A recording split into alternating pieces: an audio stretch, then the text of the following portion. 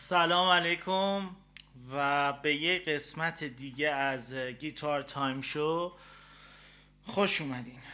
خب آقا، الوعده الوفا یه چیز اینجوری میگن. همون جوری که دیدم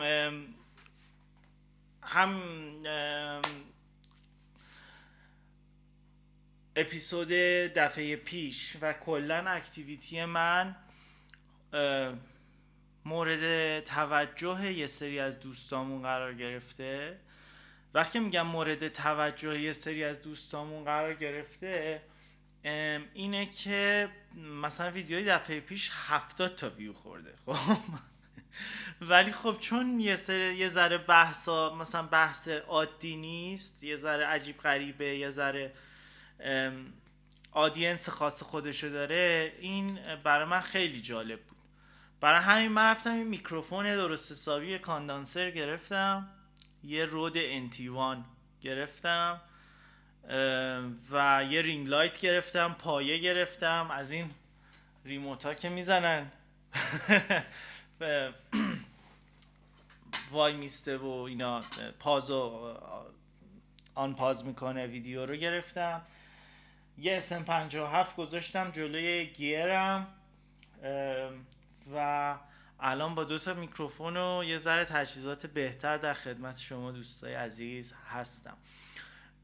و دلیلی که این کار کردم اینه که خب میخوام واقعا هم کانتنتی که درست میکنم بیشتر حرفه‌ای به نظر بیاد، حرفه‌ای بشه، و هم خب شما الان خب صدای منو بهتر دارین، صدای ساز رو درست حسابی میشنوین. و اپیزود 20 خب اپیزود دفعه پیش خیلی مشکل بود برای من که مثلا سازم مستقیم بود، بعد این هدفون ها همش باید میذاشتم، گوشام همه عرق میکرد و اینا.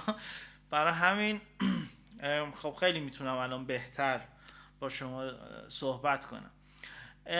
این قسمت میخوام راجع به این بچه باهاتون صحبت کنم. اگه دقت کرده باشین این خیلی چیز عجیب غریبیه. این نصفش فرتلسه و نصفش نیست. میخوام راجع به این صحبت کنم که این ساز کلن چرا این کارو من باش کردم، چرا شما شاید دوست داشته باشین این کارو بکنین، و همون جوری که خب هر چیزی یه خوبیای خودشو داره، بدیای خودش هم داره. یه ذره حتی از بدیا و لیمیتیشن هاش صحبت کنم. اولین چیزی که میخوام بهتون بگم اینه که شما الان این ساز منو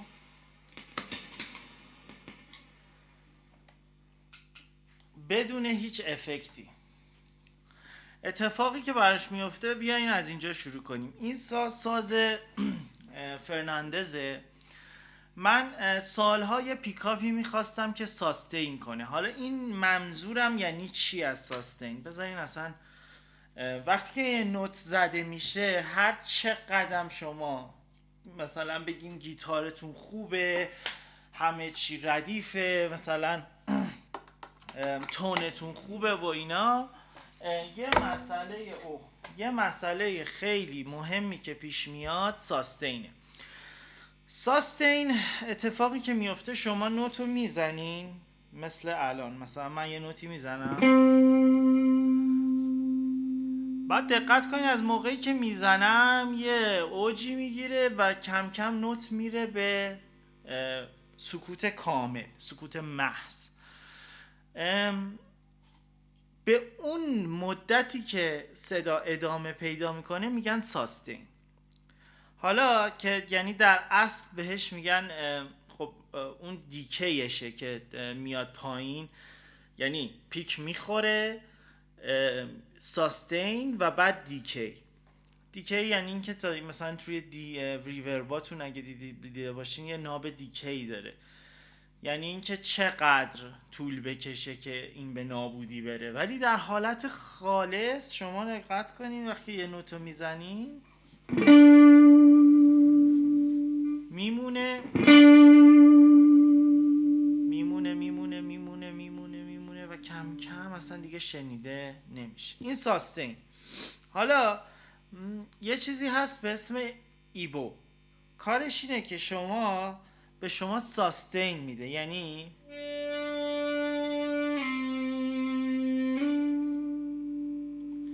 چون خیلی آوتپوتش هم زیاده باید کم کنی، حتما رو پیکاپ نک بذاری بگی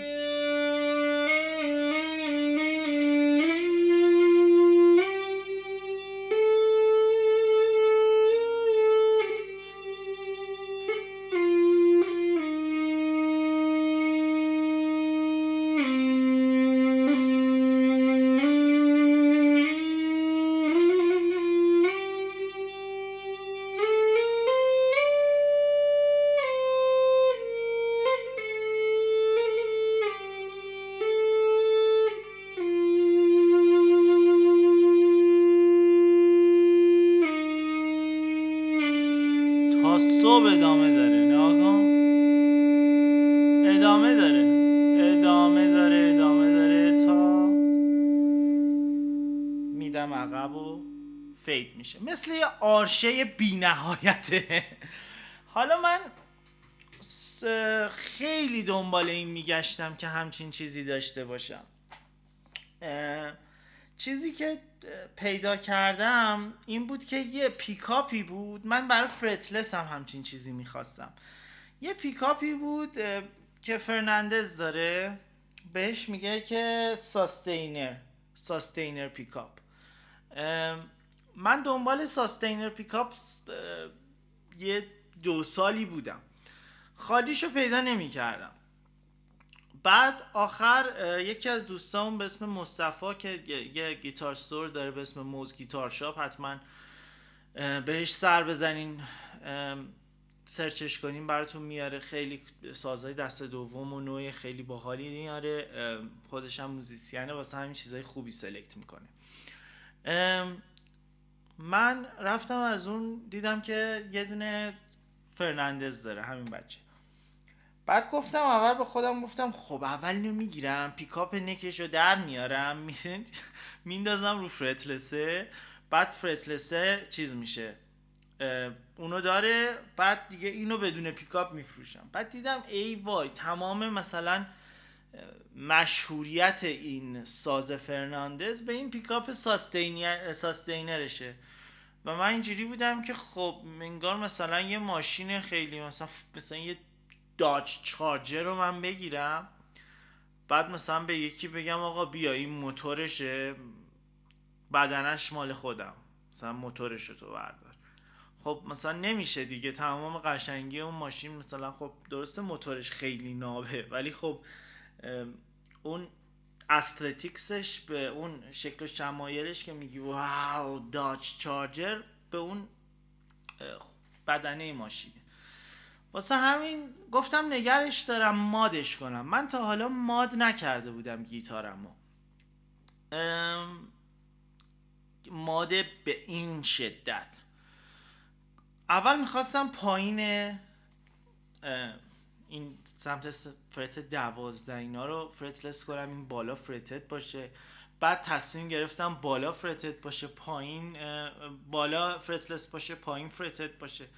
بعد دیدم نمیشه.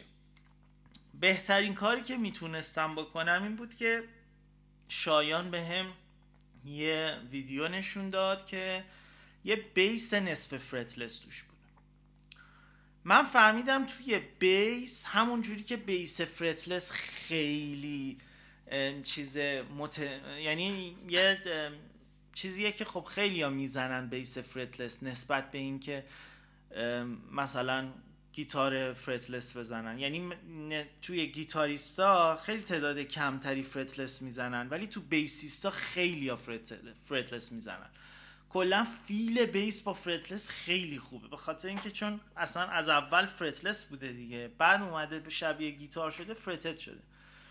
برای همین اینایی که مثلا اینجوری دبل بیس و اینا میزنن خیلی براشون راحته بیس فرتلس، اصلا اونجا حال میکنم. مثلا حالا جاکو پاستوریوس رو حتما برین ببینین چه جزی میزنه با فرتلس. خلاصه من به این نتیجه رسیدم که خب اوکی، من میخوام 3 تا بالا رو فرتلس کنم و 3 تا پایین رو فرتت نگه دارم. یه اتفاق جالبی که برام افتاد، اولین چیز که دادم دانیال، کسی که گیتار فرتلس هم فرتلس کرد، گفتم آقا چی کار میتونی بکنی؟ یه لایه چوب کار کردیم بالا. یعنی اگه از این گوشه ببینین میبینین که جنس چوب بالا با چوب پایین فرق داره. یه لایه چوب برا من کار کرد اون بالا و سه تا سیم بالا سیم فلته، یعنی مربعیه. سه تا سیم پایین سیم معمولی همون ارنیبال خودمونه. اولین چیزی که به چشم من اومد تفاوت رنگ این دو سه تا با سه تا بود. ببینین الان فرتای یعنی چیز سه تا سیم بالا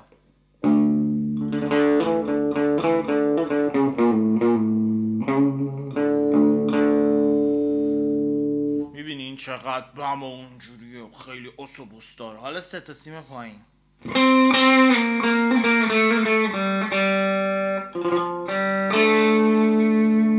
میبینین چقدر تیزه. این خیلی برام عجیب بود. یعنی اوایل اصلا اینجوری بودم که ای وای من چیکار کنم، دو تا ساز مختلفه. تا اینکه به این نتیجه رسیدم که خب بالا رو نورمال میزنم، انگار دارم فرتلس میزنم، بعد میخوام بیام پایین میگم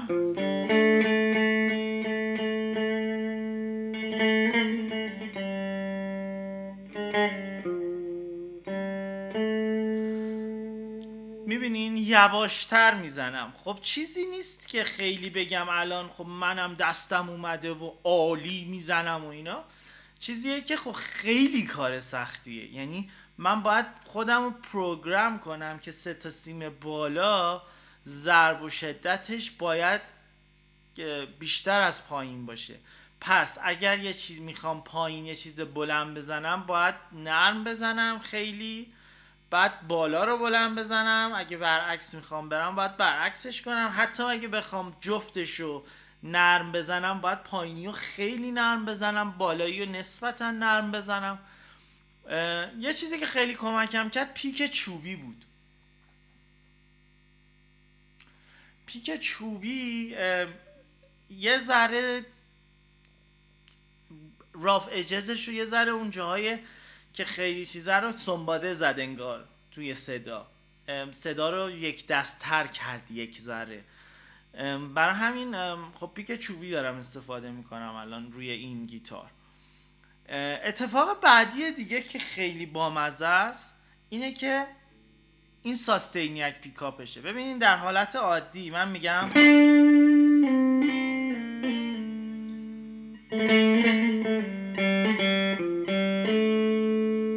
بعد همین جوری ببینین صدا محو میشه و رو به نابودی میره. حالا من ساستینیکش رو فعال میکنم. ببینین چه اتفاقی میفته. یه نوت میزنم، این برام نوتر نگه میداره. یعنی میگم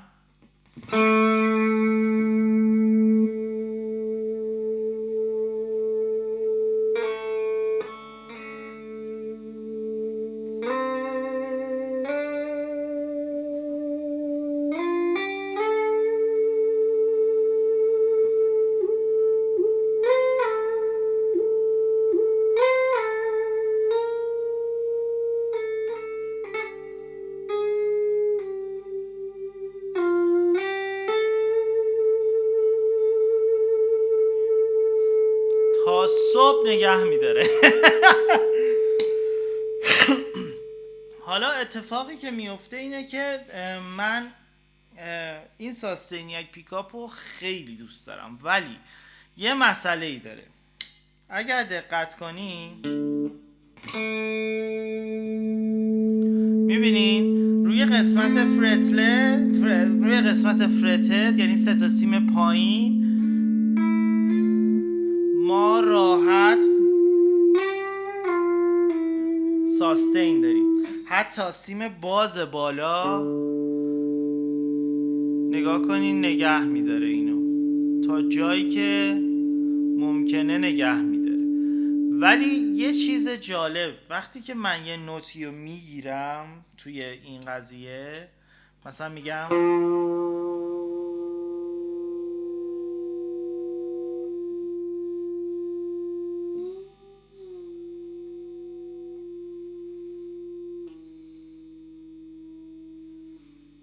میبینین چقدر کم نگه میداره. یا حتی یه مود دیگه ش اگه بذارم، مثلا بگم آقا حتی این، مثلا بگم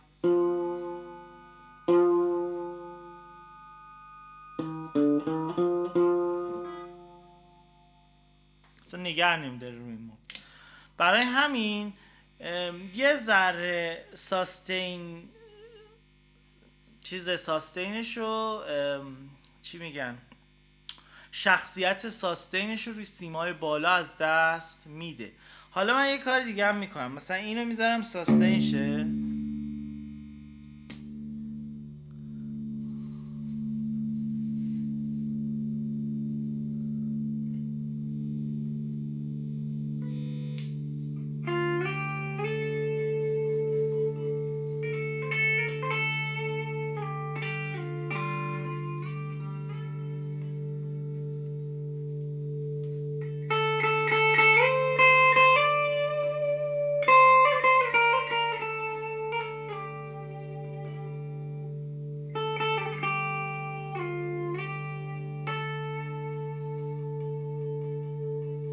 یا حتی مثلا بلوز.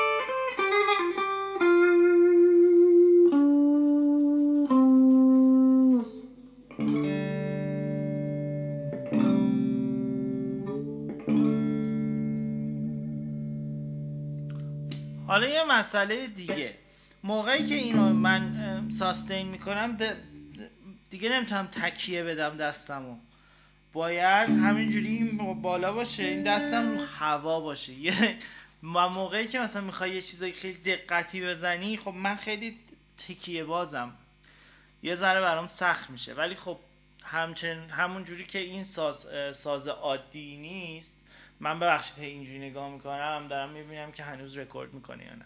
همونجوری که این ساز عادی نیست، منم نمیتونم خب خیلی عادی باش رفتار کنم دیگه. خب پس اینم یه مسئله دیگهش. مسئله دیگه اینه که ما توی این ساز بند نداریم خیلی. یعنی ببینیم من الان اینو بخوام بند کنم، خب تا اینجا رفت،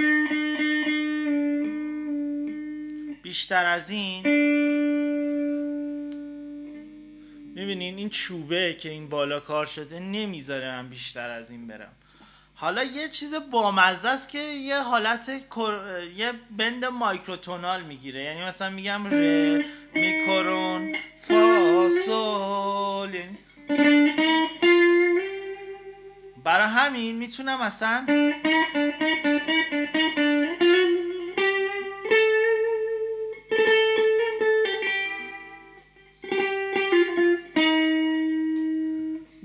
قشنگ بند کنم بدون اینکه اصلا نگران این باشم که اوکی الان این حالا این فاصله مایکروتون شوره. یعنی خب حالا مثلا اگه همایون بخوام بزنم یه ذره سخت‌تر این قضیه، به خاطر اینکه حالا مثلا نگاه کنیم، مثلا میگم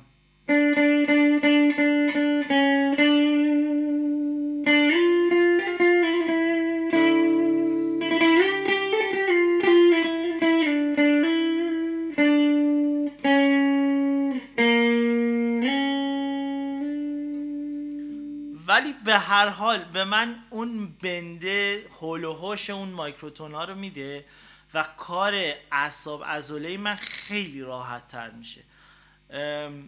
یه چیته انگار دیگه. حالا من نمیدونم شانسی این داستان در اومد یا من پلنی نداشتم، ولی وقتی اومدم بند کنم دیدم این اتفاقه. پس اگر بند کلی میخوام باید به پایین بند کنم.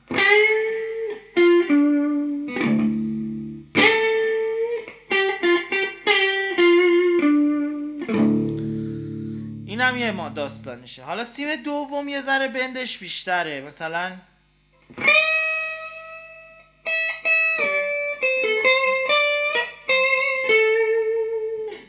حالا سیم سوم یعنی سیم اول از پایین اونم مثلا یه ذره بیشتر میشه دیگه، چون خب فرت بلندتر میشه نسبت به سیم سه.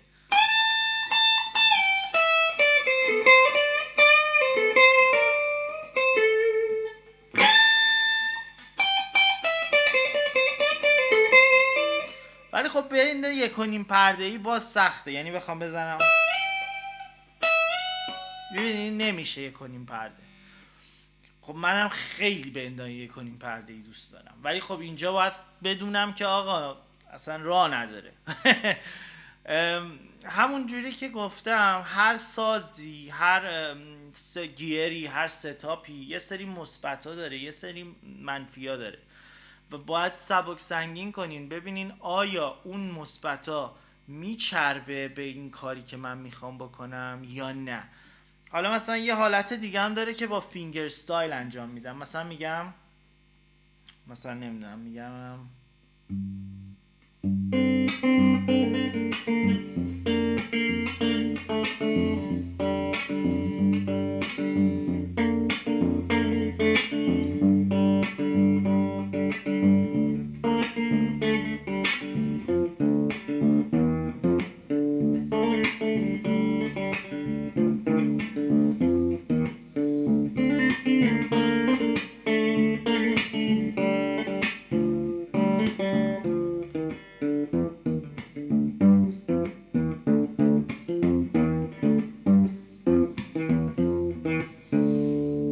فینگر استایلش هم خیلی خوش صداست، مخصوصا روی این سیمای بم که اصلا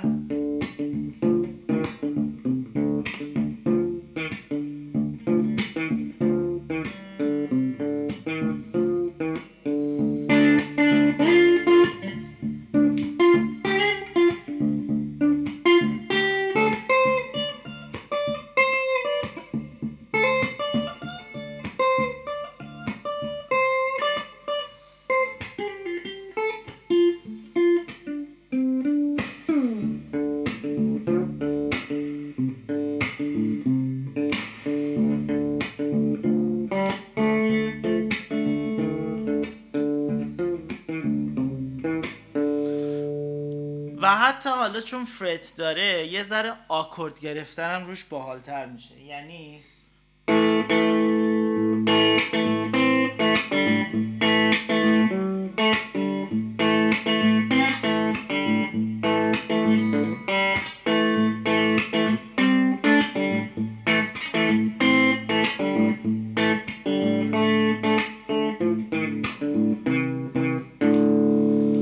چون من نگران این نیستم که دیگه، چون رو فرتلس شما باید دقیقاً دستت صاف باشه. بار گرفتن روی فرتلس واقعا کار سختیه، به خاطر اینکه حتی گوشت دستت هم اگر موقعی که فشار میدی گوشت دستت یه ذره، یعنی دست سطح دستت بیشتر میشه، برای همین گوشت دستت میره این ور اون ور، یه ذره نوتا جلوتر از چیزی که باید بگه. یعنی تو فکر میکنی درست گرفتی ولی گوشتت یه ذره رفته جلوتر، برای همین صدای بد میده. برای همین الان من مثلا فقط نگران 2 تا سیم فرتلس باشم.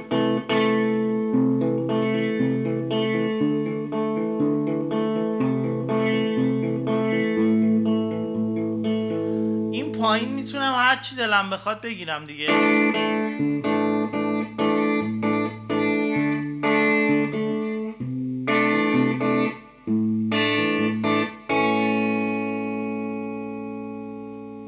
چی دلم بخواد میتونم بگیرم. یعنی مثلا حتی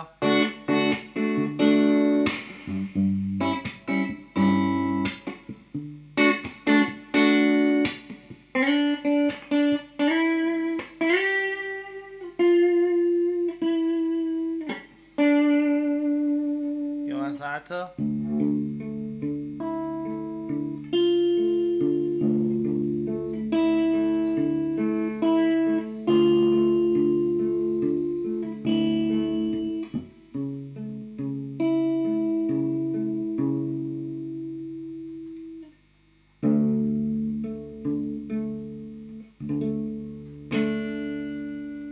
یعنی حتی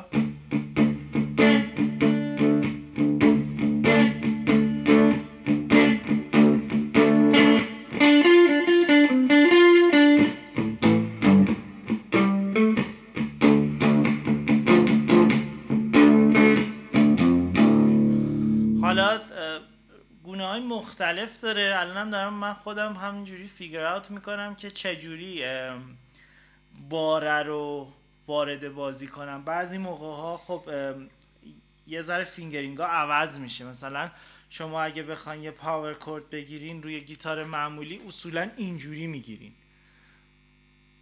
خب ولی روی این اگر دقت کنین انگشت سومم الان چقدر عقبه، باید برعکس بگیرم، باید اینجوری بگیرم. با انگشت 4 سیم 5 میگیرم، سیم 4 رو میگیرم و با انگشت 3 سیم 3 رو میگیرم. خب یه ذره فینگرینگ ها عوض میشه، یه ذره فرق میکنه فینگرینگ ها و خب یه ذره سخته، ولی خب اگر مثلا آدم تمرین کنه کم کم دستش میاد. منم داره کم کم دستم میاد. پس میبینین چقدر مثبت اضافه میشه، ولی در آن واحد چقدر یه جاهایی هم دستمون رو میتونه ببنده و خب اگه ما باید نوازندگیمون رو نسبت به چیزی که تو دستمونه تغییر بدیم و خب این خیلی چیز عجیب غریبی و سختیه. یعنی حرف زدنش خیلی راحته. مثلا من استادم آقای اشرفپور خودش یه مایکروتونال گیتار درست کرده، حتما ویدیو دارن توی اینستاگرامشون، حتما بریم ببینین. فرت های کوچولو کوچولو داره، یعنی دیگه اصلا بحث این نیست که فرت داشته باشه یا نداشته باشه. فرت های کوچولو کوچولو داره و گیتار مایکروتونال بهش میگن. رسما رب پرده داره، یعنی فرت کوبیدن، فرت مثلا فلان رب پرده داره مثل ستار. بعد خب اون خیلی حتی پیچیده تر میشه، به خاطر اینکه اون دیگه فرت رو باید بکوبی. یعنی باید ببینی خب اوکی بیشتر میخوای چیا بزنی، چه جوری میخوای بزنی، چه نوتایی میخوای دیز داشته باشه، یعنی چه نوتایی میخوای سوری کورون داشته باشه، چه نوتایی نداشته باشه. پایین دسته وقتی که میره، بالا دسته وقتی که میره، خب همینجوری فاصله ها نسبت به هم کمتر و کمتر میشه. برای همین فرت مایکروتون دار خیلی ریز میشه. برای همین آدم باید ببینه خب کدوما رو میخواد، کدوما به کارش میاد، بعد تمرین کن. خیلی داستان داره. ولی خب میگم اگر دوست دارین حتما امتحان کنین، حتما سعی کنین که حالا حتما هم نباید گیتارتون رو فرتلس کنین، حتما هم نباید اتفاقی بیفته، میتونین برین فرت کوچولو بخرین با یه چسب حالا مثلا دو طرفه، همین چسب دو طرفه معمولی، نه اینکه آبکی که دیگه بچسبه برای همیشه. بچسبونین رو دسته گیتارتون، یه لاکورونی به خودتون بدین، یه میکرونی به خودتون بدین، یه ذره ببینین اصلا دوست دارین میتونین باش کاری انجام بدین، یعنی به مزاقتون شیرین میاد. بعد حالا مات کنین نسبت به چیزی که دوست دارین. یه سری فرتلس میکنن، هفت فرتلس داریم، مایکروتونال گیتار داریم. باید ببینین که چی بهتون میچسبه، یا اصلا میتونین نداشته باشین. یه چیزی که من همیشه یعنی استادم همیشه به من میگفت و میگه همچنان، شما نیاز ندارین که همیشه رب پرده داشته باشین. حتی یعنی ببینین حتی من رو گیتار معمولی مثلا میزنم ره می کرون فا حتی اگر اینم نزنم، یعنی الان من میخوام هیچ کرونوسوری نزنم، ولی ببینین همچنان جمله بندی من ایرانیه. نگاه کنین.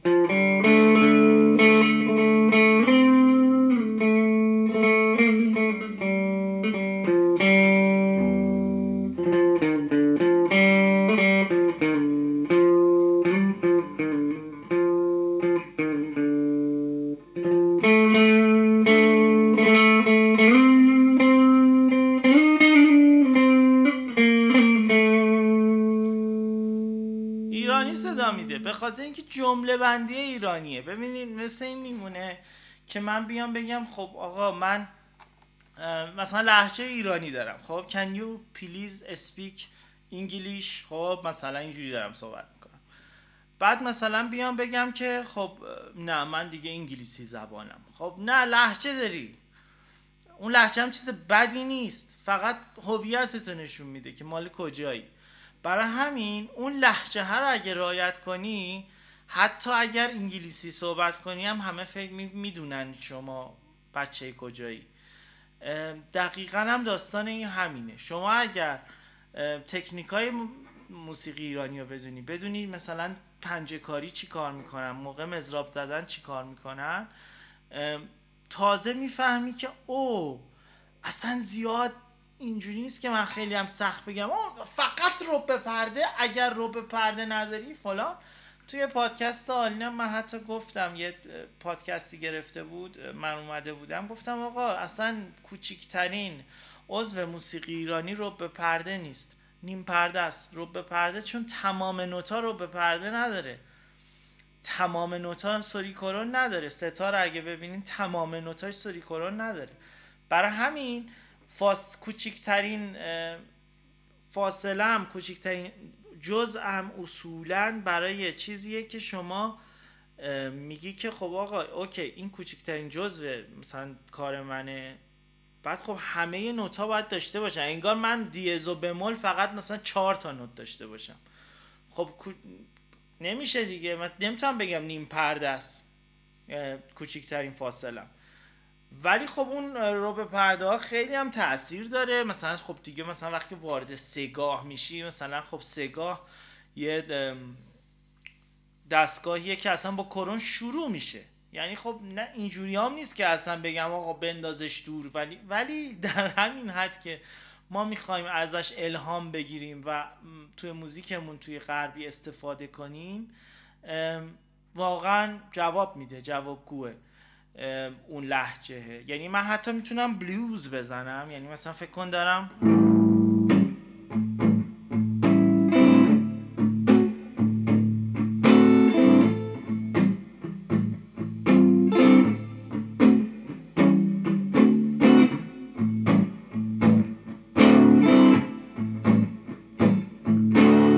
مثلا یه فضای اینجوری میام میزنم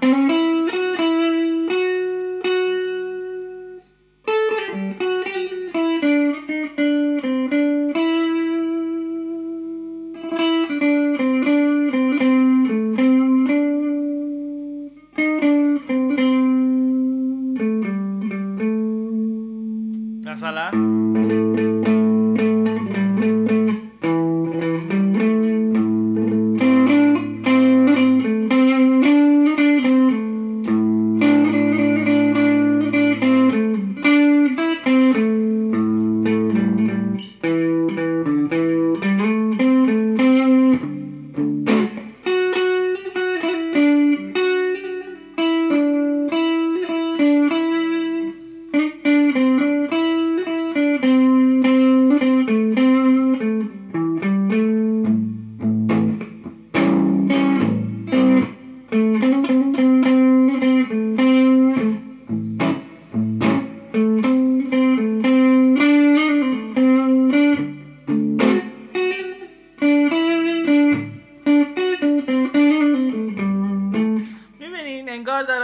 please speak English to me. یعنی لهجه فارسی دارم، بلوزم دارم میزنم، میفهمی که او مثلا